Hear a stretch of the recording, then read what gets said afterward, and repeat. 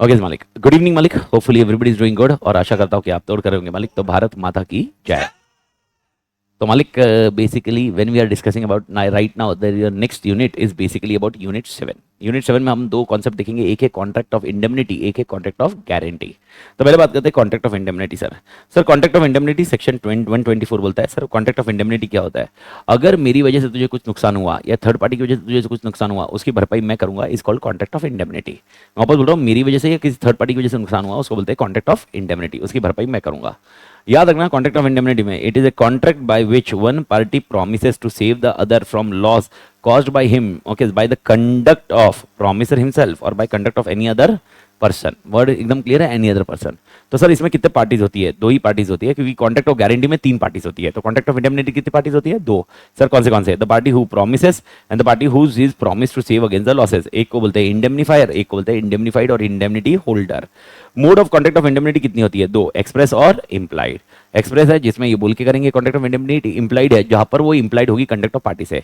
कोई मुझे इम्प्लाइड का एग्जांपल दे सकते हैं? क्योंकि अभी आप सबके लिए होगा, शायद आपको याद हो, कॉन्ट्रैक्ट ऑफ गारंटी।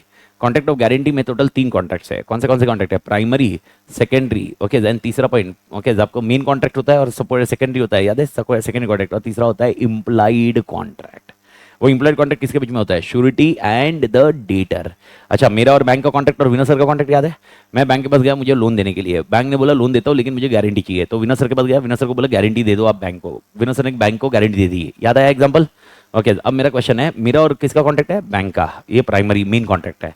फिर विनोद सर का और बैंक का सपोर्टिंग, मतलब सेकेंडरी कॉन्ट्रैक्ट, ओके, एंड बाद में विनोद सर का और मेरा होगा अगर विनोद सर ने पैसे दिए बैंक के, तो वो कौन सा कॉन्ट्रैक्ट है? Implied contract of guarantee. Contract of guarantee में कॉन्ट्रैक्ट ऑफ इंडेमनिटी है, दैट विनोद सर को मैं प्रोटेक्ट करूंगा from any losses and other things, मेरे लिए गारंटी दी है। आई होप क्लियर है बड़ी? तो there are two modes of contract of indemnity, one is express, one is implied. Sir यहाँ पर एक ही क्वेश्चन है, that is your rights of indemnity holder. अगर सू किया गया है तो राइट्स ऑफ इंडेमनिटी होल्डर क्या है? तो सूट फाइल की गई है तो राइट्स ऑफ इंडेमनिटी होल्डर क्या है? तीन चीजें। सबसे पहले ऑल डैमेजेस क्लेम कर सकते हैं, ओके, जो आपको सूट के अंदर भरने पड़ेंगे। Second scenario, all cost which में बी कंपेल्ड टू पे ब्रिंगिंग और डिफेंडिंग सूट, यानी जो सूट फाइल किया हुआ है उसके लिए जो भी खर्चा आने वाला है, लॉयर का खर्चा जो भी रहेगा, वो खर्चे का भी कॉस्ट बियर करेगा indemnity holder. And last point, all sums which have been paid under the terms of compromise of the suit. यानी अगर आपको याद होगा कॉन्ट्रैक्ट ऑफ इंडेमनिटी में मैंने तुम्हें बोला एक काम कर, ओके भाई यार मिस्टर सी पे केस कर, अगर केस हार गया तो मैं तुझे पैसे दूंगा, मतलब जितने भी पैसे हार गया उतना पैसे मैं तेरे को दे दूंगा। This is nothing but contract of indemnity. अब इसमें मैं कौन से पैसे दूंगा? जो केस किए, केस में हार गए वो तो पैसे दूंगा ही दूंगा, लेकिन साथ में केस करने के लिए जो कॉस्ट लगी होगी, क्या उसकी भी रिकवरी कर सकता है? यस, सेक्शन 124 के 125 के अंदर। तो 124 125 दो ही सेक्शन है कॉन्ट्रैक्ट ऑफ इंडेमनिटी में, 124 एंड 125। आई होप याद होगा आपको, ये दोनों सेक्शन इजी सेक्शन है। इसमें एक चीज मैं बता दूं सर, नेचुरल इवेंट्स या डिजास्टर या एक्ट ऑफ गॉड, अगर इससे कुछ लॉस हुआ क्या वो रिकवर होगा? Answer is no. लेकिन एक केस लॉ है जिसके इसमें ये रिकवर होने के चांस, रिकवर का पॉइंट दिया हुआ है। आई होप ये क्लियर है।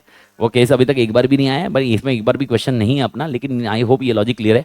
लेकिन इसमें से सिर्फ और सिर्फ ये सबसे तोड़ क्वेश्चन याद रखना, ये वाला right of indemnity holder, right of indemnity holder. तो ये इंडेमनिटी होल्डर के राइट्स क्या होंगे? ओके, ये तीन राइट्स होंगे, और ये कभी भी याद रखना पड़ेगा क्योंकि जिधर जिधर इंप्लाइड कॉन्ट्रैक्ट ऑफ इंडेमनिटी होगा वहां पर ये कॉन्सेप्ट वर्क होगा। जैसे कॉन्ट्रैक्ट ऑफ गारंटी में भी हम लोग देखेंगे right of indemnity holder. Okay, I hope ये 124 125 क्लियर है। 126 सर क्या, कौन सा कॉन्ट्रैक्ट है? Contract of guarantee. सर ये कॉन्ट्रैक्ट ऑफ गारंटी में क्या होता है? तीन पार्टीज होती है। कौन सी तीन पार्टीज होती है? पहला होता है डेटर, दूसरा होता है क्रेडिटर और तीसरा होता है श्योरिटी। श्योरिटी वो बंदा होता है जिसने गारंटी दी है, ओके। डेटर वो बंदा है जिसने पैसे लिए हैं, क्रेडिटर वो बंदा है जिसको पैसे देने हैं। तो गारंटी किसको मिलती है? क्रेडिटर को। इसमें एक चीज मैं आपको समझा दूं, यहाँ पर जो डेटर है ना, ये डेटर कभी भी माइनर हो सकता है, कोई प्रॉब्लम नहीं है, लेकिन इसमें जो श्योरिटी है ये माइनर नहीं हो सकता, ये पॉइंट याद रखिए, ओके। डेटर के लिए, क्योंकि डेटर अगर भर नहीं पाया तो उसके पैसे कौन देगा? श्योरिटी। तो surety can not B minor but debtor can be minor. This is what you need to understand. So if there is a contract of guarantee where the amount is paid to the minor and surety is a major, the contract of guarantee is valid contract. Is that point clear? ये है section, कौन सा वाला point? Section 126। Sir contract of guarantee is a contract to perform the promise made और discharge the liability of a third person in the case of his default. यानी Vinod sir क्या करेंगे? Vinod sir मेरे डिफॉल्ट में वो पैसा कौन देंगे? विनोद सर देंगे बैंक को। इज दैट पॉइंट क्लियर बड़ी? ठीक है, ये होने के बाद कॉन्ट्रैक्ट ऑफ गारंटी में मैंने आपको ऑलरेडी समझा दिया, ट्राई पार्टी एग्रीमेंट है। कौन सा एग्रीमेंट है बड़ी? Try party agreement, I hope मैंने अभी थोड़ी देर पहले समझा था, वही आपको समझ में आ रहा है। सो ट्राई पार्टी एग्रीमेंट में कौन सा है? प्रिंसिपल कॉन्ट्रैक्ट, किसके बीच में? मेरे और बैंक के बीच में। सेकंड कॉन्ट्रैक्ट कौन सा है? सेकेंडरी कॉन्ट्रैक्ट, किसके बीच में? विनोद सर और बैंक के बीच में। और तीसरा है इंप्लाइड कॉन्ट्रैक्ट, मेरे और विनोद सर के बीच में। तो मेरा और विनोद सर का जो कॉन्ट्रैक्ट है वो इंप्लाइड कॉन्ट्रैक्ट है। वो इंप्लाइड कॉन्ट्रैक्ट कौन सा है? इंप्लाइड कॉन्ट्रैक्ट ऑफ इंडेमनिटी, यानी विनोद सर ने अगर बैंक से फाइट करने के लिए केस लड़ा होगा, केस का जो चार्ज लगा है वो भी मुझसे विनोद सर रिकवर कर सकते हैं, लेकिन राइटफुली खर्चा किया जाना चाहिए। आई होप क्लियर है बड़ी, ठीक है। वन ये हो गया आपके लिए कॉन्सेप्ट आ गया। इसके बाद आया essential features of contract of guarantee. Sir पहला point, there should be a purpose of guarantee being secured to the payment of डेप्ट। अगर पेमेंट ऑफ डेप्ट नहीं है तो कॉन्ट्रैक्ट ऑफ गारंटी वर्क नहीं करेगा। सेकंड सिनेरियो, ये सबसे इंपॉर्टेंट लाइन है, आई होप आपको याद होगी। Consideration received by principal debtor is sufficient consideration to the surety for giving the guarantee. I hope याद होगा कंसिडरेशन जो दिया गया है। तो मेरे को बताओ विनोद सर के लिए कंसिडरेशन क्या है? अमित को जो पैसा दिया है वो विनोद सर के लिए क्या है? कंसिडरेशन। ओके, विनोद सर को डायरेक्टली पैसा किधर मिल रहा है, लेकिन मुझे पैसा मिल रहा है वो कंसिडरेशन होगा। लेकिन याद रखना, इसमें स्टार मार्कर के बाजू में नोट करके रखना, past consideration is not a consideration here. Is the point clear? Past consideration इधर कंसिडरेशन नहीं है, याद रखना। एग्जांपल, मुझे ऑलरेडी बैंक ने लोन दे दिया था, लोन देने के बाद बैंक बोलती है गारंटर लाओ। ओके, अभी क्या जरूरत है? विनोद सर क्यों गारंटी देंगे? मेरा क्वेश्चन है, विनोद सर गारंटी देंगे तो विनोद सर के लिए कंसिडरेशन किधर है? आप बोलोगे मुझे लोन मिलेगा ना, मिलेगा थोड़ा ना, मिल चुका है ना रे, तो गारंटी नहीं होगा। तो याद रखना, कभी भी कॉन्ट्रैक्ट ऑफ गारंटी में पास कंसिडरेशन नहीं चलेगा, नहीं होगा ही नहीं, याद रखना। Is the point clear? I hope झिपिंग बड़ी, ठीक है। ओके, ये है कंसिडरेशन का कॉन्टेक्स्ट। आई होप ये पॉइंट क्लियर है। ये सेक्शन कौन सा है? 127, 126 contract of guarantee, 127 consideration. Okay, ये हो गया। एग्जिस्टेंस ऑफ लाइबिलिटी, मेरे को बताओ अगर लाइबिलिटी ही नहीं है मेरी तो काम खत्म है ना। ओके, लाइबिलिटी होनी चाहिए, लाइबिलिटी रही तो ही मैं लायबल रहूंगा और विनोद सर लायबल रहेंगे। अगर मेरी लाइबिलिटी, अब मेरे को बताओ मैंने पूरा पैसा चुका दिया है, विनोद सर का लायबल, तो एग्जिस्टेंस ऑफ लाइबिलिटी होनी चाहिए। Second, no preservation and concealment होना चाहिए। याद रखना, ये दोनों सेक्शन आपके आगे आएंगे, 141, 142, 143, वहां पर अपन देखेंगे जहां पर कंसीलमेंट हुआ है या मिसरिप्रेजेंटेशन हुआ है तो नहीं चलेगा। एग्जांपल, कॉन्ट्रैक्ट ऑफ गारंटी में आपको याद होगा एक केस स्टडी मैंने सिखाया था। मैंने एक दुकान से ये एसी खरीदा और मैंने बोला मैं पेमेंट नहीं कर पाया तो विनोद सर पेमेंट करेंगे, तो ये कॉन्ट्रैक्ट ऑफ गारंटी हुआ। लेकिन मैंने बोला था एसी मुझे चाहिए वो ब्रास कॉपर का वायर चाहिए एसी का, और मैंने जब खरीदा तो उसने बोला एसी का वायर कॉपर का है, लेकिन फिर में वो बोलता है वो वायर कॉपर का नहीं है, वो सिल्वर का है। तो भाई साहब, जो गारंटी ली गई है, क्या गारंटी मिसरिप्रेजेंटेशन से आई हुई है? यस। तो इस केस में क्या होगा? वो गारंटी वैलिड नहीं होगी। बट लेकिन आपको ध्यान रखना पड़ेगा ये कैसे लगेगा, ये मैंने क्लास में बहुत अच्छे से समझाया, और जब आप क्वेश्चन बैंक करोगे तो उसमें भी मैं वापस क्लियर कर दूंगा। ओके, तो टेक्निकली याद रखना, मिसरिप्रेजेंटेशन एंड कंसीलमेंट नहीं होना चाहिए। Writing is not necessary, oral contract भी चलेंगे। ओके, इंप्लाइड है तो ओरल भी चलेगा, क्या दिक्कत है? And joining of other co sureties, the guarantee is not valid if other person do not join. Okay, तो याद रखना, when we are discussing about this point, अगर विनोद सर ने बोला होगा मैं पैसे तब दूंगा जब विनोद, प्रशांत सर और सुशील सर ज्वाइन होंगे। अब मेरे को बताओ वो दोनों ज्वाइन नहीं हो रहे हैं, दोनों में से कोई एक ज्वाइन नहीं हो रहा है, तो क्या विनोद सर लायबल है? नहीं, बात खत्म, कॉन्ट्रैक्ट ऑफ गारंटी वैलिड नहीं है। भारत माता की जय, जय बड़ी एवरीबडी। ओके, तो ये कॉन्टेक्स्ट याद रखना। How many types of guarantee are there? There are two types of guarantee. One is which guarantee? Specific, and second is continuing. मैं आपको याद दिला दूं, continuing guarantee has been defined in law, continuing guarantee has been defined in law, specific guarantee defined नहीं है, वो case law से बन गया। तो क्वेश्चन है, ओके, अगर मैंने तुम्हें गारंटी दी थी और वो उसके लिए कोई भी टर्म्स एंड कंडीशन, एंडिंग का टर्म्स एंड कंडीशन नहीं था, मैंने टाइम पीरियड नहीं दिया था, मैंने बोला था जितना भी पैसा, जितना भी मांग रहा है देते जा, ओके, लेकिन 20,000 के ऊपर मत दे। अब 20,000 के ऊपर स्पेसिफिक मत बोलना, 20,000 अमाउंट बताइए, भले ही वो है, लेकिन मैं बोल रहा हूँ जब भी देना देते जाना। कौन सी गारंटी? कंटिन्यू। तो मेरे को बताओ दोनों गारंटी, स्पेसिफिक गारंटी और कंटिन्यू गारंटी हो, एंड कब होती है? स्पेसिफिक गारंटी एंड कब होती है? जब वो ट्रांजैक्शन हो जाता है। और कंटिन्यू गारंटी कब एंड होती है? रिवोक, नोटिस देनी पड़ती है। क्या देनी पड़ती है? खाली नोटिस देनी पड़ती है, या श्योरिटी मर गया तो भी कंटिन्यू गारंटी रिवोक हो जाती है? श्योरिटी मर गया तो भी रहेगा, याद है ना, रिवोकेशन ऑफ कंटिन्यू गारंटी। तो दो तरह के रिवोकेशन है कंटिन्यू गारंटी के, दो तरह के, एक है नोटिस देकर रिवोकेशन होगा और एक होगा डेथ से। लेकिन दोनों केस में जो पहले वाली लाइबिलिटी है उसको आप डिनाई नहीं कर सकते। Is that point clear? ये पॉइंट याद रखना। ओके, दो गारंटी, तो type of guarantee specific and continuing. I hope clear है बड़ी। इसके बाद है contract of indemnity and guarantee का डिफरेंस क्या रहेगा। तो भाई यहाँ पर कितने पार्टीज है? दो पार्टीज। यहाँ पर कितनी पार्टीज है? तीन पार्टीज। सर यहाँ पर लाइबिलिटी क्या है? इंडेमनिफायर की प्राइमरी है, लेकिन इधर श्योरिटी की क्या है? सेकेंडरी एंड कंडीशनल है, यानी वो उसके पास पैसा कब मांगा जाएगा? मैं नहीं भरूंगा तो आएगा ना बड़ी। ओके, तीसरा सिनेरियो, यहाँ पर कंटिजेंसी है, यहाँ पर नॉन परफॉर्मेंस और यहाँ पर नॉन पेमेंट ऑफ डेट, ये होगा तो ही कंटिजेंट क्या बोलते हैं, गारंटी वाला पैसा आएगा, विनोद सर को पैसा लायबल आएगा। Indemnifier need not act at the request of indemnity holder. Surety need to act at the request of principal debtor. यानी भाई वहां पर मैंने बोला इसलिए विनोद सर ने गारंटी दी है। ओके, इंडेमनिफाइड में ओके देयर इज नो, किसी ने बोला इसलिए दी है, उन्होंने सामने से बोला है तेरे को नुकसान हुआ तो मैं भर के देगा, This is what happened in indemnity. Indemnifier cannot sue a third party for a loss in his own name. Surety can proceed against principal debtor. Okay, यानी टेक्निकली विनोद सर किसके अगेंस्ट केस कर सकते हैं? मेरे अगेंस्ट. ओके, लेकिन surety क्या या contract of indemnity में ऐसा नहीं हो सकता. अगर मैंने तेरे को बोला हुआ मेरी वजह से या किसी और की वजह से ओके तेरे को नुकसान हुआ तो मैं भर दूंगा. ओके, तेरे को किसी और की वजह से नुकसान हुआ, क्या वो मैं भरने वाला हूँ? यस, लेकिन वो जिसने नुकसान किया I can not proceed against him buddy. That is main point. उसके अगेंस्ट प्रोसीड नहीं कर सकता. आगे ओके, पर्पस क्या है? Reimbursement of loss. इधर क्या है? Security of creditor. ये दोनों का कॉन्टेक्स्ट पर्पस याद रखना. इनकम्पिटेंसी ओके, मेरे ख्याल से ये दोनों आंसर क्लियर है. ओके, यहाँ पर सारे के सारे पार्टी कौन होने चाहिए? कॉम्पिटेंट, क्योंकि दो ही पार्टी है. लेकिन तीन पार्टी जिधर है उधर कौन माइनर हो सकता है? कौन माइनर हो सकता है? डेटर. डेटर माइनर हो सकता है, क्रेडिटर और श्योरिटी माइनर नहीं होने चाहिए. Okay, when a minor is a principal debtor the contract is still valid. I hope everybody clear. Okay, लेकिन इसके साथ 128 वाला सेक्शन याद रखिए, बड़ी इसको भूलना मत. मैं वापस बता रहा हूँ क्या क्या सेक्शन किया है. 126 खत्म कर लिया. 126 इज कॉन्ट्रैक्ट ऑफ गारंटी का डेफिनेशन. श्योरिटी कौन है, डेटर कौन है, क्रेडिटर कौन है. 127 is continuing consideration. Contract of guarantee में कंसिडरेशन क्या है? डेटर को पैसा मिला वो कंसिडरेशन है. 128 okay, liability of surety. 129 continuing guarantee. Is that point clear? 130 131 continuing guarantee revoke कैसे होगी, अगर आपको याद होगा तो मैं बता दूं. 129 130 131 129 continuing guarantee. 130 revocation notice. 131 death of the surety. Continuing guarantee को रिवोक करता है. ये याद रखना सेक्शन का, तीनों सीक्वेंस लगाया. 128 मैं आपको बता याद दिला दूं, वेरी इंपॉर्टेंट सेक्शन है. ओके, 128 क्या बोलता है? ओके, श्योरिटी लायबिलिटी कितनी होगी? सबसे पहला ओके, मैंने लोन लिया तो लोन दूंगा और साथ में इंटरेस्ट भी दूंगा. तो विनोद सर किसके लिए लायबल हो गए? खाली लोन के लिए, इंटरेस्ट के लिए भी? इंटरेस्ट के लिए भी. सर मैं लायबल नहीं हूं, मैंने पेमेंट कर दिया है, क्या विनोद सर लायबल होंगे? नहीं. अच्छा, कुछ केस में डिस्प्यूट है तो मेरी लायबिलिटी है ही नहीं. जैसे एग्जांपल मैं ये लेके आया था, इफ रिमेंबर ये वाला, और मैंने उसको क्या बोला था? मुझे क्या चाहिए? एसी लेके आया था, मैंने क्या बोला था? कॉपर वायर चाहिए, और अंदर कॉपर वायर मिली नहीं, स्टील की वायर मिली. तो मेरे को बताओ ओके, मैं उसको एक्सेप्ट नहीं कर रहा हूं, तो मेरी लायबिलिटी है क्या? नहीं. तो मेरी लायबिलिटी नहीं है तो विनोद सर की लायबिलिटी कैसे होंगी? तो विनोद सर की लायबिलिटी कब आती है? जब मैं लायबल हूं. मैं ही लायबल नहीं हूं तो विनोद सर की लायबिलिटी नहीं है. तो को एक्सटेंसिव. आई होप याद होगा आपको. एंड अल्टीमेटली आपको ध्यान रखना है ओके, क्रेडिटर बैंक है ना, मेरे पास ना आके क्या विनोद सर के पास डायरेक्टली जा सकती है? यस.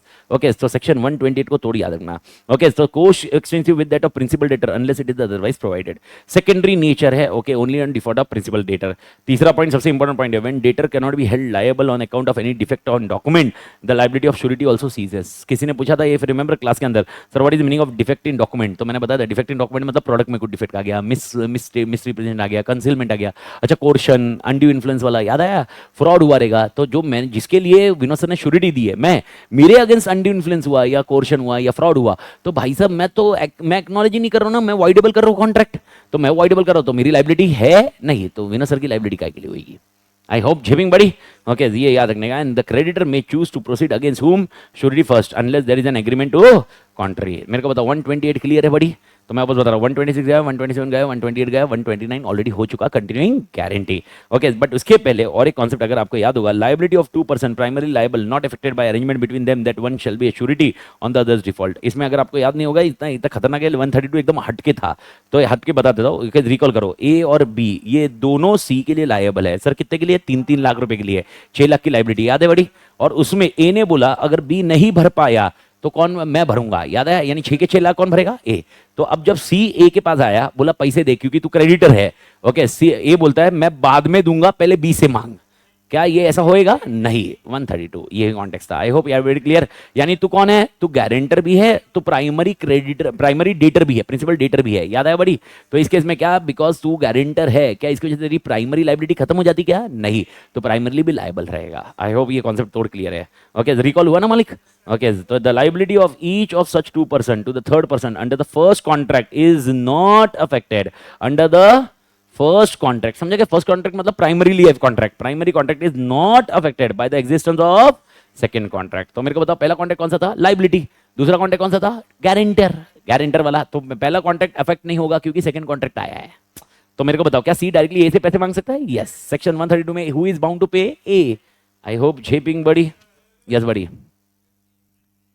ओके, ए प्राइमरी डेटर नहीं तो डिस्कशन ही क्यों कर रहे फिर? तो ओके, तो फिर विनोद सर वाला एग्जांपल फिर क्या क्या जा सकता है. ओके, नहीं ये जरूरी नहीं, बी ने नहीं दिया तो ऐसा नहीं है. Okay, she can directly claim from A also, in that case A is also liable. Vinod sir के पास डायरेक्टली जा सकता है. ये सेक्शन 128 में पढ़ाता है. A creditor may choose to proceed against the surety first unless there is an agreement to contrary. अगर विनोद सर लिखते हैं कि तू मेरे पास नहीं आएगा, पहले अमित से ले, तो लिखा होना चाहिए. ओके नहीं, विनोद सर ने मेरे क्वेश्चन पे तू आंसर कर, पहले उस लॉजिक से जा। मेरे को बता विनोद सर ने लिखा है क्या? नहीं, बस बात खत्म। तो भाई बैंक डायरेक्टली विनोद सर के पास आ सकती है। विनोद सर बोलेंगे अमित से पहले रिकवर करो, बैंक बोलेगी वो तुम रिकवर करो। मेरे को बता बैंक ऐसा क्यों जाएगी विनोद सर के पास? बैंक ने देखा मेरी हालत खराब है, मेरे अगेंस्ट फाइट करने के लिए केस फाइल करना पड़ेगा, मेरे अगेंस्ट खर्चा आने वाला है, मेरे से रिकवरी करने में टाइम लगने वाला है, तो बैंक क्यों टाइम डालेगी? बैंक बोलेगी विनोद सर को तुम लेकर लो ये सब मगजमारी, बैंक बोलेगी तुम कर लो ये सारी मगजमारी और हमको हमारा पैसा दे दो।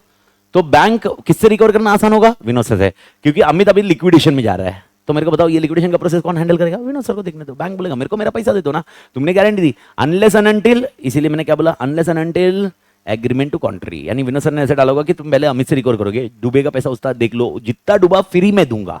तो फिर पहले बैंक को किसके अगेंस्ट करना पड़ेगा? अमित के अगेंस्ट, फिर बाद में जाना पड़ेगा। आई होप क्लियर बड़ी। लेकिन इस केस में यहां पर क्या डिस्कशन चला? ए इज प्राइमरी लाइबल ऑल्सो, और ये बोल रहे हैं मेरे पास बाद में आओ, पहले बी से रिकवर कर लो प्राइमरी लाइबिलिटी से, मैं क्योंकि उसका गारंटर हूं, तो गारंटर के बाद में आओ, ऐसा ये डिस्कशन कर रहा है। ओके इस केस में यहां पर इंपैक्ट नहीं होगा, यहां पर ए की प्राइमरी लाइबिलिटी हटेगी नहीं, यहां पर ए इज प्राइमरी लाइबल। क्या लिखा होगा? पहले बी से मांगना लिखा होगा तो भी ए से जाना होगा, क्योंकि ए इज ऑल्सो प्राइमरी लाइबल ना, प्राइमरी लाइबिलिटी है ना, प्राइमरी लाइबिलिटी है ना, पहले ए तो डेटर है ना। तो हाँ 3 लाख की है तो 3 लाख की है, माँ कसम। हाँ मैं नीलेश तू इसके बाजू में मत बैठ, क्योंकि ये बाजू में बैठा था कृष्णा के, कृष्णा का इफेक्ट इसमें आया। मेरे को बता, तेरे को अभी तक क्लियर नहीं हो रहा है, फिर तेरे को एक्ट को मर्ज करना पड़ेगा, तुमको ये लॉजिक मर्ज करना पड़ेगा भाई। तुम अभी आज ये पोजीशन में करोगे ना मर्ज करने पे, भाई जॉइंट प्रॉमिसर तुम भूल गए, सेक्शन 42 में क्या बोला था? जॉइंट प्रॉमिसर है। 43 में क्या बोला था? एक बंदे से भी मांग सकता हूं। मेरे को बता, मेरे लिए प्रॉमिसर ए और बी दोनों थे। ओके 6 लाख की लाइबिलिटी थी, ओके 3 लाख है। मैं क्या, मेरे को क्या फर्क पड़ रहा है? मेरे को क्या फर्क पड़ रहा है तुम बी से क्या कर रहे हो? मैं किससे भी मांग सकता हूँ 43 सेक्शन में ना रे। सेक्शन 43 अपने यूनिट में क्या देखा? Okay I can ask from any of the joint promiser, वो आपस में सेटल करेगा। तो यहां पर ये नहीं बोलेगा मैं 3 लाख ही देगा, 3 लाख वो देगा। भाई यार यहां पर सेक्शन 43 है, अनलेस एंड अनटिल कॉन्ट्रैक्ट में ऐसा लिखा होगा कि मैं खाली 3 लाख देगा, तुम 3 लाख उसे मांगोगे, फिर तो चीज अलग ही है ना। ओके समझ में आया? और मैं इसके बाजू में ये बहुत सही है। ओके लेकिन इसके साथ जो बैठा था ना वो प्रॉब्लमेटिक हो गया बढ़िया। ओके नहीं अरे कंपेयर नहीं कर रहा हूं, वो इफेक्ट आते रे। ओके जो देख अभी इफेक्ट आ रहा है। सर मैंने क्या किया? तूने कुछ किया नहीं, तू आने वाला था ना, तूने कुछ किया नहीं, वही तो प्रॉब्लम है बड़ी। ओके ओके ओके ओके ठीक है। ओके तोड़ मालिक। ओके तो भारत माता की जय। झेपक बड़ी अभी समझा? तो यहाँ पर आपको एक चीज समझनी पड़ेगी, आप कभी ना आइसोलेट सेक्शन, अगर कुछ आपको एकदम एनालिसिस करना है, you can not go with isolated section. Analysis करना है तो ये है, अपना सिलेबस आइसोलेट चल रहा है क्योंकि अपने को क्वेश्चन वाइज पढ़ रहा है। लेकिन अगर ये इंटीग्रेट हो गया तो भैया लॉजिक तो समझो माँ कसम। इधर अभी तुम बोलोगे फिर ए से मांग सकते क्या? फिर तुमको सेक्शन 43, अच्छा हाँ 43 मतलब याद है क्या? 40 मतलब आई होप यू रिमेंबर्ड है, 42 43 44 रेसिप्रोकल नहीं सॉरी जॉइंट प्रोमिसेस। प्रोमिसर क्या क्या करेगा? तो उसमें क्या है, और इसमें सपोज ए मर गया, ओके इसका बेटा आया सी, क्या सी नहीं एक्स आया, क्या एक्स को भी भरना पड़ेगा? Answer is yes. Okay sir अब ये किसने बोला ये भरेगा? 42 43 जॉइंट प्रोमिसर है, उसका प्रॉमिस परफॉर्म करेगा उसका एलआर। भारत माता की झेपिंग। ये ऐसे बहुत सारी चीजें हो सकती है जो आपको ऐसे सवाल उठते हैं, सवाल उठने के बाद आपको ऐसे मिक्स मैच करना पड़ता है। बट नेवरदलेस आई होप ये क्लियर है बड़ी। अगला पेज एंड आखिरी पढ़ाओ एकदम तोड़ पॉइंट, डिस्चार्ज ऑफ श्योरिटी। मेरे को बताओ श्योरिटी कब डिस्चार्ज होगा? सबसे पहला ओके कंटिन्यूइंग गारंटी कैसे डिस्चार्ज होगी? तो पहला point okay the revocation of which concept? Contract of guarantee. तो पहला point revocation of continuing guarantee bye notice. मैंने बताया था 130। सर कैसे याद रखोगे? 129 किसका है? Continuing guarantee. तो 130 131 रिवोकेशन ऐसे याद रखो। आई होप याद होगा आपको। ओके तो 131 revocation of continuing guarantee bye sureties death 131। Bharat माता की जय। झेपंग बड़ी। तो मेरे को बताओ यहां पर एक चीज याद रखो, अगर 19 जून को रिवोकेशन कर दिया, 19 जून को रिवोकेशन कर दिया, तो मेरे को बताओ इसका इंटरप्रिटेशन क्या आया? इसका इंटरप्रिटेशन है 19 जून के बाद जो भी अमाउंट दिया जाएगा या कुछ दिया जाएगा उसके लिए वो लायबल नहीं है। लेकिन मेरा क्वेश्चन है 19 जून के पहले जो भी कॉन्ट्रैक्ट रहेगा उसके लिए लाइबिलिटी है ना। अच्छा श्योरिटी मर गया तो उसकी लाइबिलिटी कैसे डिफाइन की जाएगी? उसके बेटे से। बेटे पे पर कितना होगा? जितना एस्टेट आया होगा, वो एस्टेट से ज्यादा रिकवर नहीं कर सकते। कॉन्सेप्ट क्लियर है बड़ी? एंड बाय नोवेशन आज ही पढ़ा अपन ने। ओके नोवेशन हो गया, कॉन्ट्रैक्ट ऑफ गारंटी यानी रिप्लेस कर दिया, कॉन्ट्रैक्ट रिप्लेस कर दिया, खत्म है कहानी। ओके आई होप क्लियर है। बैंक और मेरा कॉन्ट्रैक्ट था, ओके मेरे को देना था और मैं फिर विनोद सर गारंटर थे, लेकिन मेरे को प्रशांत से पैसा लेना था। ओके और मैंने प्रशांत को बोला मेरी जगह किसको दे दे? बैंक को दे दे। और प्रशांत और बैंक का मैंने कॉन्टैक्ट दिया, प्रशांत सर और बैंक का कॉन्टैक्ट कर दिया। आई होप लॉजिक क्लियर है। अब मेरे को बताओ मेरा कॉन्टैक्ट, ओके मेरा कॉन्टैक्ट क्या हुआ? गया। गारंटी का कॉन्ट्रैक्ट गया, मतलब मेरा कॉन्ट्रैक्ट गया ना, तो गारंटर का कॉन्ट्रैक्ट गया ना बड़ी। Okay, that is nothing but my novation. Novation के लिए सेक्शन 62A वर्क होता है। I hope every clear. तो मेरे को बताओ, okay, contract of guarantee revoke कैसे होती है? कॉन्ट्रैक्ट ऑफ गारंटी रिवोक कैसे होती है? कितने तरीके हैं? 3, नोटिस, डेथ एंड और एक है नोवेशन। इसमें आपको मैं एक चीज याद दिला दूं, स्पेसिफिक गारंटी रिवोक तब हो सकती है अगर ट्रांजैक्शन ऑकर नहीं हुआ है। ट्रांजैक्शन ऑकर हो गया है तो रिवोक नहीं हो सकती। एग्जांपल, ओके, विनोद सर ने गारंटी दे दी बैंक को, बोला अमित को पैसे दे दो 10 लाख रुपए, मैं रिस्पॉन्सिबल हूँ। बैंक ने अभी तक पैसे नहीं दिए। ओके, 2 दिन पहले ही विनोद सर ने, मतलब पैसे मिलने वाले उसके 2 दिन पहले विनोद सर ने मना कर दिया, मत देना, मैं गारंटी रिवोक कर रहा हूँ। ओके, क्या अभी गारंटी रिवोक हो सकती है? यस। ओके, तो ट्रांजैक्शन स्पेसिफिक गारंटी कब रिवोक हो सकती है? ट्रांजैक्शन ऑकर होने के पहले। भारत माता की जय। सेकंड, सर ये by conduct of creditor, I hope आपको याद होगा, नहीं याद होगा तो याद आ जाना चाहिए क्योंकि अभी मैं सारे एग्जांपल समझाते जा रहा हूं। बाय कंडक्ट ऑफ क्रेडिटर, ये सेक्शन 133 के बाद वाले सीक्वेंस है। 133 से लेकर आगे तक जाओगे। सबसे पहले क्रेडिटर ने कुछ तो variance in terms of contract किया। क्रेडिटर ने क्या किया?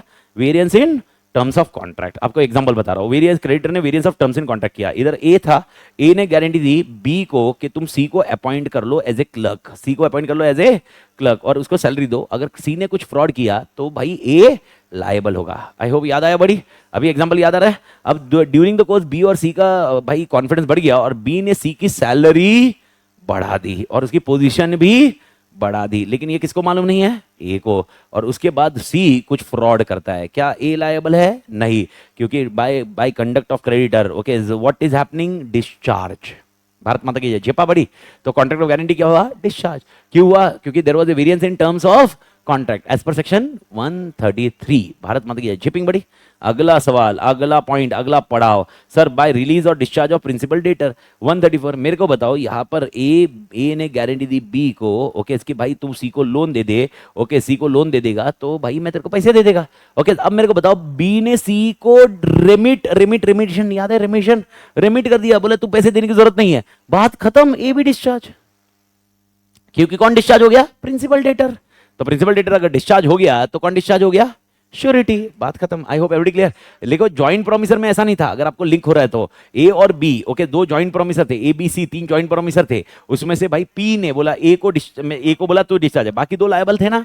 इसमें ऐसा नहीं है ना, जो मेन डेटर है वो डिस्चार्ज हो गया तो श्योरिटी भी डिस्चार्ज। इसमें ऐसा नहीं कि श्योरिटी लायबल रहेगा। ज्वाइंट प्रोमिसर का लॉजिक समझ में आ रहा है? डिफरेंस समझ में आ रहा है बड़ी?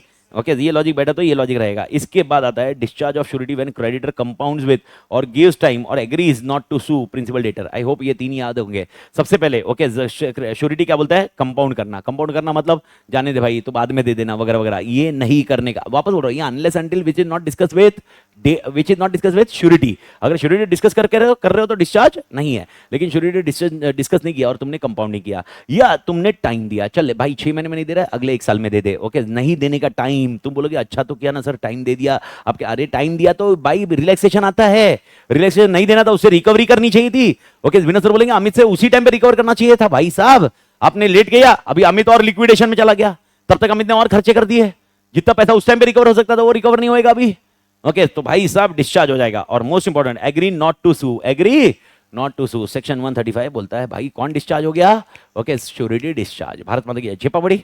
And most important, a contract between creditor and principal debtor discharge the surety unless surety assent to such contract. Bharat माता की surety assent to such contract समझा? मतलब किससे पूछ के किया? श्योरिटी से। सर क्या क्या किया? Composition, promise to give time, promise not to sue. Bharat माता की छिपा। 135 का ही एक्सेप्शन 136 137 में दिया हुआ है। 136 137 is nothing but exception of 135। हाँ बड़ी, ये दोनों अगले दोनों पॉइंट ये एक्सेप्शन इसी के है। सर एक्सेप्शन क्या है? Surety not discharge when agreement made with third person to give the time to principal debtor. I don't know 136 कितने जन को एग्जांपल याद आएगा, लेकिन मैं आपको बताता हूँ। ए ने गारंटी किसको दी थी? बी को, कि भाई यार तूने बिल्स ऑफ एक्सचेंज जो सी पे बनाया है, ओके, सी बी को बिल्स ऑफ एक्सचेंज जो कर रहा है उसके बारे में पेमेंट बरोबर टाइम पे कर देगा। और ए ने क्या किया? ये बिल्स ऑफ एक्सचेंज एंडोर्स किया। एंडोर्स याद है? एम को याद आया एग्जांपल। अब एम ने क्या किया? एम ने सी के ऊपर बोला कि भाई पैसे दे। ओके, सी बोला मैं टाइम नहीं है, 15 दिन मेरे को एक्स्ट्रा दे दे, और एम ने 15 दिन एक्स्ट्रा दे दिए। ए डिस्चार्ज नहीं है, A is liable, still liable. A discharge कब होगा? जब टाइम कौन देगा? ओके, बी टाइम देगा। तो क्रेडिटर अगर टाइम देगा तो ए डिस्चार्ज होगा, अगर क्रेडिटर टाइम नहीं देगा तो ए डिस्चार्ज नहीं होगा। Is that point clear? दोनों एग्जांपल याद है क्या? तो 135 में ए डिस्चार्ज कब होगा? ए डिस्चार्ज कब होगा? जब कौन टाइम देगा? कौन टाइम देगा? क्रेडिटर। कौन क्रेडिटर का टाइम देगा? क्रेडिटर। और कब डिस्चार्ज नहीं होगा? अगर कोई थर्ड पर्सन टाइम देता है। दोनों के एग्जांपल मैंने आपको समझा दिया है। जी पे बड़ी। अगला point, creditors forbearance, creditors forbearance to sue does not discharge surety. मैं भूल गया। अच्छा देखो, आपको समझना जरूरी है। 135 में क्या लिखा था? I promise not to sue. कौन बोल रहा है I promise not to sue? Okay, creditor बोल रहा है I will not promise, I promise not to sue on debtor. ये क्रेडिटर बोल रहा है, तो इसमें डिस्चार्ज है। लेकिन भाई क्रेडिटर भूल गया, ड्यू डेट 19 जून थी, भूल गया। ओके, जुलाई अगस्त सितंबर निकल गया, अक्टूबर में मेरे को याद आया। अक्टूबर में विनोद सर के पास आया बैंक, बोला भाई पैसे निकालो अमित के। बोले अभी क्यों आया? तुम forget not to sue 135, I am discharge. No, mere forbearance था। फॉरबियरेंस मतलब दिमाग से निकल गया। तो याद रखना, okay, by creditors forbearance to do sue does not discharge surety. Bharat माता की छिपा के बड़ी। तो मेरे को बताओ, ओके, क्रेडिटर डिस्चार्ज, जब क्रेडिटर के कारण कब कब डिस्चार्ज हो जाएगा श्योरिटी? क्रेडिटर के कारण पहला variance in terms of contract, second debtor की लायबिलिटी खत्म कर देता है, थर्ड वो कुछ तो चेंजेस करता है। किसमें चेंजेस करता है? तीन चीजें, कंपोजिशन में चेंज करता है, टाइम देता है, या नॉट टू सू करके ये बोलता है। इसके एक्सेप्शन दो, ओके, दैट इज 136 137। 136 बोलता है अगर समय किसने दिया? थर्ड पर्सन ने, तो डिस्चार्ज नहीं होगा। ओके, यहां पर अगर क्रेडिटर भूल गया फाइल करना केस, ओके, तो डिस्चार्ज नहीं होगा। क्रेडिटर प्रॉमिस करना चाहिए कि मैं केस फाइल नहीं करूंगा, यानी कुछ लिखित होना चाहिए कि भाई I am relieving you, then only you are getting discharge. I hope everybody clear. Okay, तो 137 तक की कहानी याद रखना। 137 होने के बाद 138 याद भूल जाओ, ओके, याद रखना, बड़े इफेक्ट। ओके, 138 के कॉन्टेक्स्ट में आना। 138 क्या था? 138 क्या? 138 इसमें नहीं है, 138 आपके राइट्स में मिलने वाला है, अगले वाले कॉन्टेक्स्ट में राइट्स में आने वाला है। ये किसकी राइट्स है? श्योरिटी के, तो राइट्स ऑफ श्योरिटी है। पर 138 के ऊपर पहले 139 बात करते हैं। 139 और एक है, श्योरिटी कब डिस्चार्ज होगा? सर मैंने जब लोन लिया था तो मैंने बैंक को मेरी गाड़ी गिरवी रखी थी, ओके, और बैंक की गलती की वजह से गाड़ी चोरी हो गई। ओके, गाड़ी थी 50 लाख की, ओके, लोन था 1 करोड़ का। मेरे को बताओ विनोद सर कितना लायबल है? ओनली 50 लाख, क्योंकि विनोद सर के साथ जो, देखो मेरे को बताओ, विनोद सर अगर पैसा देने वाले थे तो वो जो गाड़ी थी जो बैंक ने ली है वो किसके पास आने वाली थी? विनोद सर। क्या विनोद सर के पास वो ऑप्शन अवेलेबल है क्या अभी? नहीं, गाड़ी चोरी हो गई। किसकी गलती से चोरी हो गई? बैंक। तो विनोद सर उतना प्रोपोर्शनेट डिस्चार्ज हो जाएंगे। कितना डिस्चार्ज हो जाएंगे? प्रोपोर्शनेट। आई होप एवरीबॉडी क्लियर। मैंने एग्जांपल इन्वेंट्री का दिया था क्लास में, अगर आपको याद है, इन्वेंट्री जल गई, ओके, जो गोडाउन था, गोडाउन की इन्वेंट्री जली, किसके कारण जली? बैंक के कारण। तो बैंक की गलती से अगर कुछ हुआ और वो प्रॉपर्टी चली गई, वो सिक्योरिटी चली गई, क्या चली गई? सिक्योरिटी। तो श्योरिटी उस अमाउंट, जो अमाउंट है ना, उतना प्रोपोर्शनेटली डिस्चार्ज। भारत माता की चिपिंग बड़ी। ओके, तो अगला point 139, discharge of surety by creditors act और omission impairing sureties eventual remedy. तो मेरे को बताओ उसकी इवेंचुअल रेमेडी क्या है? अच्छा मेरे को बताओ श्योरिटी के बाद आखिरी रेमेडी क्या होगी? मेरे को बताओ तुम, श्योरिटी अगर विनोद सर ने बैंक को पैसा दे दिया, श्योरिटी है, तो उनके पास रेमेडी क्या होगी? विनोद सर के पास रेमेडी क्या होगी? लास्ट उनके पैसे कैसे रिकवर करेंगे? मुझसे। तो मुझसे रिकवर करने के लिए अगर मैं पैसा नहीं भरूं तो उनके पास क्या ऑप्शन क्या रहेगा? सिक्योरिटी, जो मैंने दी थी। भारत माता की जय। झेपा क्या? अगर वो सिक्योरिटी चली गई तो मेरे, I hope you are getting the point in mind. Bharat माता की जय। तो लॉजिक समझा क्या बड़ी? पक्का ना? 131 139 क्लियर। ओके, अगला वाला invalidation of contract of guarantee, जो मैंने आपको स्टार्टिंग में समझाया है। 142 143 144। 142 क्या? तूने कुछ भाई साहब मेरे साथ मिस रिप्रेजेंट किया, तूने कॉपर वायर बेच के भेजा, स्टील भेजा। ओके, कंसीलमेंट, तूने कुछ एक्टिवली कंसील किया, फर्नीचर टूटा था, टुकड़ा तूने ज्वाइंट किया हुआ था, वो बताया नहीं, एक्टिव कंसीलमेंट हुआ। कौन सा कंसीलमेंट? एक्टिव। एंड तीसरा सिनारियो, अगर विनोद सर ने बोला था अगर सुशील सर और प्रशांत सर आएंगे तो ही मैं लायबल रहूंगा, अगर वो नहीं ज्वाइन किए तो क्या विनोद सर लायबल है? नहीं। बात खत्म। 144 143 142 143 144। भारत माता की जय। जेपा बड़ी। ओके, याद रखना ये तीन तोड़, ये पूरा पेज तोड़ इंपॉर्टेंट है। अगर गारंटी की बात करूं तो गारंटी के कंटेक्स्ट में ये सबसे डिस्चार्ज ऑफ श्योरिटी एकदम तोड़ याद रखो। तो मेरे को फटाफट बता डिस्चार्ज ऑफ श्योरिटी कैसे होता है? ओके, डिस्चार्ज ऑफ श्योरिटी के कितने कारण? 3। पहला पॉइंट क्या है? नोटिस। दूसरा कारण क्या है? क्रेडिटर। क्रेडिटर कांड कौन कर रहा है? क्रेडिटर। और तीसरा कारण क्या है? कुछ फ्रॉड हुआ, कुछ हुआ, ऐसा हुआ। तो पहला नोटिस से कैसे डिस्चार्ज होगा? 3 कारण। Notice bye notice given, death हुआ, नोवेशन हुआ। Notice, death, novation. क्रेडिटर का कारण क्या क्या है? पहला पॉइंट, क्रेडिटर ने सबसे पहले वेरिएंस चेंज किया, टर्म्स ऑफ कॉन्ट्रैक्ट चेंज कर दिए। सेकंड, क्रेडिटर ने किसको डिस्चार्ज कर दिया? डेटर को। तीसरा, क्रेडिटर ने कुछ टर्म्स में वेरिएंस किया, लाइक कंपोजिशन कर लिया, टाइम दिया, नॉट टू सू किया। लेकिन इसके कुछ 2 एक्सेप्शन, अगर टाइम किसी और ने दिया होगा तो डिस्चार्ज नहीं है, और क्रेडिटर भूल गया होगा तो डिस्चार्ज नहीं है। और क्रेडिटर ने अगर कुछ इवेंचुअल रेमेडी जो डेटर के लिए रहेगी, यानी सिक्योरिटी वाला कॉन्सेप्ट, अगर वो कर दिया तो डिस्चार्ज। कौन डिस्चार्ज? Debtor, sorry surety. लेकिन उस अमाउंट का डिस्चार्ज होगा। मैंने बताया ना 1 करोड़ का लोन है, 50 लाख की गाड़ी थी, तो कितना डिस्चार्ज हुआ? 50 लाख। 50 लाख तो भरना पड़ेगा विनोद सर को। आई होप क्लियर बड़ी। और लास्ट 3 पॉइंट है, contract of guarantee becomes invalidate. Invalidate मतलब वैलिड नहीं है, इसमें डिस्चार्ज मत बोलो, पर वैलिड नहीं है। वैलिड ही नहीं है, वैलिड ही नहीं है। सर क्यों वैलिड नहीं है? 3 कारण, क्योंकि क्या हुआ था? फ्रॉड या मिसरिप्रेजेंटेशन। सेकंड क्या हुआ? कंसीलमेंट। एंड तीसरा क्या हुआ? को श्योरिटी ज्वाइन नहीं हुए, को श्योरिटी ज्वाइन नहीं हुए। अगला पड़ा हुआ है राइट्स ऑफ श्योरिटी। क्या बोला मैंने? तो ये राइट्स ऑफ श्योरिटी सर किसके अगेंस्ट है? तो राइट्स ऑफ श्योरिटी अगेंस्ट तीन याद रखना। सबसे पहला राइट है अगेंस्ट द क्रेडिटर, दूसरा है राइट्स अगेंस्ट द डेटर, और तीसरा है राइट्स अगेंस्ट द को श्योरिटी। तो विनोद सर के राइट्स क्या क्या है? तो पहला पॉइंट, विनोद सर के राइट्स अगेंस्ट द बैंक है, विनोद सर के राइट्स अगेंस्ट द अमित है, और विनोद सर के rights against the Prashant sir and Sushil sir है। आई होप ये तीनों पॉइंट क्लियर है। पहले बात करते हैं विनोद सर के राइट्स अगेंस्ट अमित तातेड़। तो सर कितने राइट्स है? दो राइट्स है। सबसे पहले विनोद सर किसके शूज में चले जाएंगे? बैंक के। Okay, that is called subrogation. याद आया बड़ी? तो बैंक के सारे अधिकार, अगर बैंक ने मुझ पर केस किया होगा तो वो केस अभी कौन फाइट करेगा? विनोद सर, सेक्शन 140 के अंदर। Is that point clear? And दूसरा पॉइंट होगा okay indemnity. I hope everybody clear. Implied contract of indemnity, implied contract of indemnity. Bharat माता की झेपिंग क्या बड़ी? Implied contract of indemnity. तो मेरे को बताओ, on payment of the guaranteed डेब्ट और performance of guaranteed duty the surety steps into the shoes of creditor. Bharat माता की झेपा। एंड दूसरा point, the surety is entitled to recover from principal debtor whatever sum he is rightfully paid under the guarantee. यानी example court case, मैं वापस बोल रहा हूं rightfully paid. अगर बाई चांस बैंक ने कुछ इंटरेस्ट एक्सॉर्बिटेंट चार्ज किया होगा, विनोद सर ने कोर्ट केस किया, बोला भाई इंटरेस्ट इतना नहीं चाहिए, इंटरेस्ट कम करवाओ, और कोर्ट ने इंटरेस्ट कम करवा दिया, तो कोर्ट के जो फाइट करने के लॉयर के चार्जेस है वो भी विनोद सर मुझसे रिकवर कर सकते हैं, पर अंडर सेक्शन 145। याद रखना, because there is an implied contract of indemnity. याद है ना बड़ी? ये पॉइंट ध्यान रखना। अगला point, right against the bank. Vinod sir का राइट अगेंस्ट द बैंक क्या है? तो भाई इसमें अगर याद होगा एसएसएस का कॉन्सेप्ट था सबसे पहला। ओके, उनको क्या मिलेगा? सिक्योरिटी। याद है ना? क्या सिक्योरिटी मतलब कौन सी? गाड़ी वाला एग्जांपल दिया था मैंने। और अगर गाड़ी चोरी हो गई तो ओके उतना अमाउंट कम होएगा। याद आया बड़ी? ओके, अपन ने डिस्कस किया। तो यही तो सेक्शन, आई होप झेपिंग बड़ी। ओके, तो सिक्योरिटी किसको मिलेगी? विनोद सर को। ये लॉजिक ध्यान रखिए। सेकंड वाला कॉन्सेप्ट किसको है? Right to set off. और तीसरा क्या होगा? Share reduction. तो set off and share reduction मतलब क्या था? अगर बाई चांस बैंक से मुझे 2 लाख रुपए आना है और मेरे को बैंक को 10 लाख रुपए देना है, तो कितना देने वाला हूं मैं? 8 लाख। तो ये 8 lakh Vinod sir 8 lakh set of करेंगे। आत्मा क्लियर? शेयर रिडक्शन, अगर मैं इंसॉल्वेंट हो गया, मैं क्या हो गया? इंसॉल्वेंट, और मेरे प्रॉपर्टी से 5 लाख आ रहे हैं, तो 5 लाख ही विनोद सर भरेंगे। विनोद सर बोलेंगे 5 लाख किससे रिकवर करो? अमित से, मेरे से रिकवर मत करो। पर ये कब शेयर रिडक्शन कब पॉसिबल होगा? जब मैं क्या हुआ? Insolvent. Is that point clear? And last concept, rights against co-surety. Sir ये राइट तो एकदम इजी है। प्रशांत सर और सुशील सर के अगेंस्ट क्या राइट होंगे? सबसे पहले okay, co-surety liable to contribute equally, लेकिन कॉन्ट्रैक्ट अगर इक्वली अलग रहेगा तो अलग रहेगा। तो पहला पॉइंट, अगर 6 लाख रुपए देने हैं विनोद सर को, तो सर विनोद सर दोनों से कितने रिकवर कर सकते हैं? 2-2 लाख। 3-3 लाख कैसे है? 2-2 लाख रिकवर कर सकते हैं। कितना रिकवर कर सकते हैं? 2-2 लाख, इक्वली बेयर करना होगा।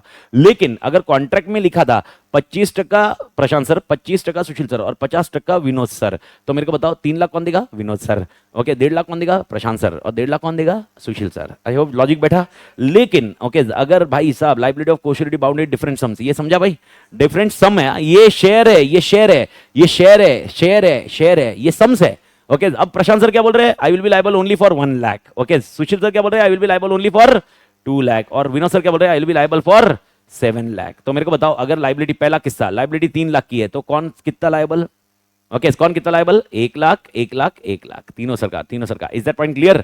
लेकिन सपोज मेरी लायबिलिटी आई 5 लाख, तो मेरे को बताओ कितना लायबल? 5 लाख है तो कितना लायबल? ओके, प्रशांत सर तो 1 ही लाख लायबल है।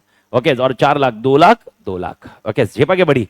ओके, अब लायबिलिटी आई 10 लाख, तो 10 लाख की लायबिलिटी कैसे होगी? Okay, 1, 2, 7। This is how the things will work. झेपा बड़ी? ओके, तो आपको ये लायबिलिटी पर ये शेयर, मैं वापस बोल रहा हूं, अगर 25% ये देंगे, 25% ये देंगे, 50% ये देंगे, ये 146 ही है। कॉन्ट्रीब्यूटिंग का पॉइंट है, एग्रीमेंट में दिया हुआ है। अगर एग्रीमेंट साइलेंट है तो कैसे रहेगा? इक्वली। लेकिन शेयर अगर मैंने रेस्ट्रिक्शन डाला है कि मेरा अमाउंट इतना ही होगा, तो इस तरह से कंसर्ट रहेगा। भारत माता की झेपिंग बड़ी।